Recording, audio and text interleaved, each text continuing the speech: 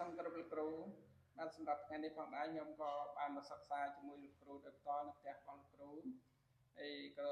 ឆ្លៀតឱកាសសូមអនុញ្ញាតសាកសួរលោកគ្រូតាក់ទិនទៅជាមួយនឹងការសានចំពោះពួកមេការនិងការសានចំពោះពួកជីដូនជីតាហ្នឹងតើមានលក្ខណៈខុសប្លែកគ្នាយ៉ាងណាដែរលោកគ្រូតើការសានចំពោះជីដូនជីតានិងការសែនចំពោះពួកមេការហ្នឹងមានលក្ខណៈខុសប្លែកគ្នាយ៉ាងណាយ៉ាងវិញទៀតតើការកំងបទភ្លេងចំពោះការសែនចំពោះពួកជីដូនជីតានិងការសែនចំពោះពួកមេការហ្នឹងតើមានលក្ខណៈខុសគ្នាប្លែកគ្នាយ៉ាងណាដែរលោកគ្រូសូមលោកគ្រូអញ្ជើញដល់ស្ដីលោកគ្រូបាទអរគុណណាស់ចឹងថ្ងៃនេះបានមកសិក្សាហើយក៏ដើម្បីជាប្រយោជន៍ដល់លោកគ្រូអាចារ្យលោកគ្រូមហាចាស់ថ្មីបានរៀនឲ្យយើងផុសតាមប្រព័ន្ធផ្សព្វផ្សាយដើម្បីចែករំលែកបាទចឹងយើងចែករំលែកនៅអ្វីដែលល្អចែករំលែកបន្តសម្រាប់អ្នកដតីនឹងវាបានប្រយោជន៍កុំតែយើងជេរគ្នា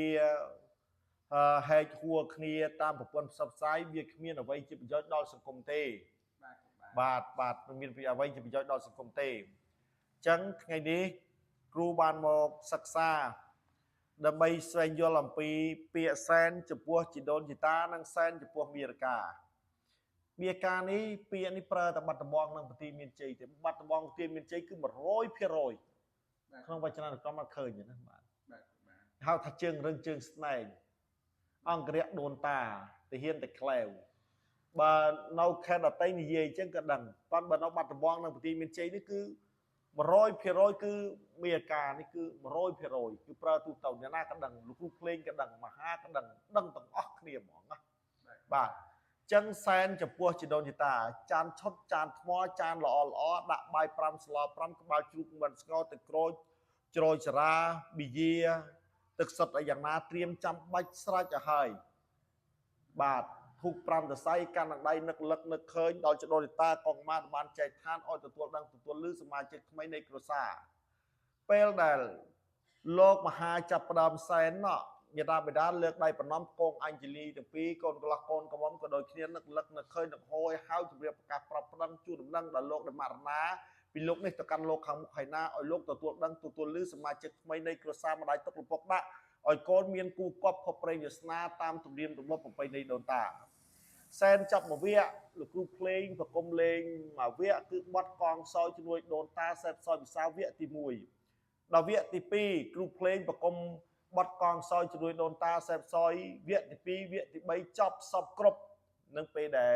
សែនមួយវគ្គកងសោយមួយវគ្គសែនមួយវគ្គកងសោយវគ្គសែនវគ្គកងសោយវគ្គចប់សពគ្រប់ណាដាក់មួយចានចាប់ឆាយគឺទឹកក្រូចសារាអាហារចំណីក្បាលជ្រូកមិនស្ងោក្តីមិនកាត់កន្ទុយកាត់ក្បាលកដាលពុកអាចញ៉ាំងៅល្ងាចបានហើយ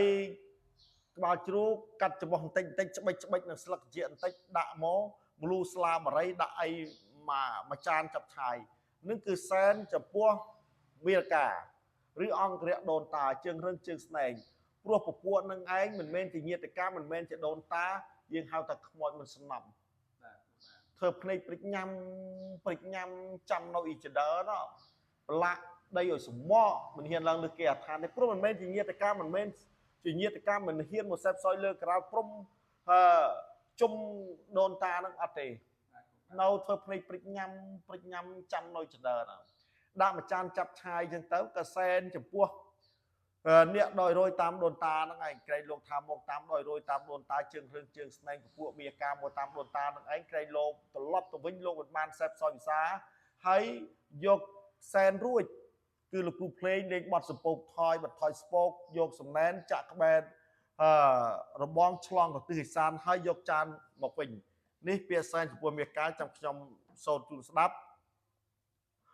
មកវើយមាកាហូតាមដូនតាជើងរឹងជើងស្នែងកំព្រាតោកចានបាក់ឯងហើយដើរដាច់សម្ញអញ្ញតកាទេខ្ញុំបាទអ្នកមហាបានរៀបចំហើយណាបាយសម្លនំចំណីមនុស្សស្លាបរិយថែមទាំងវិជាទឹកក្រូចសារាឲ្យអ្នកហូបចុកពិសាទាំងគេនឹងឯងឲ្យបានបរិបូរហូបចុករួចហើយក៏សូមអ្នកបដូរដកពឹសដកពោរកគេទាំងឡាយយ៉ាងไรឧបទ្រពឲ្យពងវិនិច្ឆ័យរលាកចាត់ចែងអន្តរាយជិបទៅតាមសំណែនបាត់ទៅឬក៏លោតទៀតហើផើចេញទៅតាមទ្វារបង្អួចរស័ព្ទតាមខ្យល់នឹមយក របៀបធ្លាក់ទឹកអូហូរទៅតាមបលាយអណ្ដែតឆ្ងាយរស័ព្ទបាត់ទៅខ្មោចចិត្តយកបាយខ្មោចឆ្ងាយយកកខ្មោចណាល្អតាមប្រាប់លេខឆ្នោតប្រាប់ត្រង់ប្រាប់ឆោតប្រាប់លេខឆ្នោតប្រាប់អ្វីលេខដល់ម្ចាស់ការហ្នឹងណាបាទហ្នឹងនាំឲ្យម្ចាស់ការអស់លុយខ្លែមលេងទេថាក៏ថាទៅថាក៏ហើយទៅហើយណាបាទលោកវិបាលយល់សពច្បាស់កាលណាកុំភ្លេចប្រាប់មហាផងណាបាទហ្នឹងហើយគឺហ្នឹងគឺសែនចំពោះអង្គរៈនាគដោយរយតាមដូនតាជើងរឹងជើងស្នែងពពួកមាកាមកតាមដូនតាហ្នឹងឯងឲ្យលោកបានសេពសន្តិសាហើយយកសំណែនទៅចាក់ហ្នឹងមិនបានយកទៅចាក់នៅថាសក្នុងអីតាណាទៀតយកទៅចាក់នឹងដីទៅអាចឆៃបានណាបាទទៅចាក់នឹងដីទៅអាចឆៃបាននេះជាអត្តន័យនៃបទកងសយនិងបទសម្ពូថយ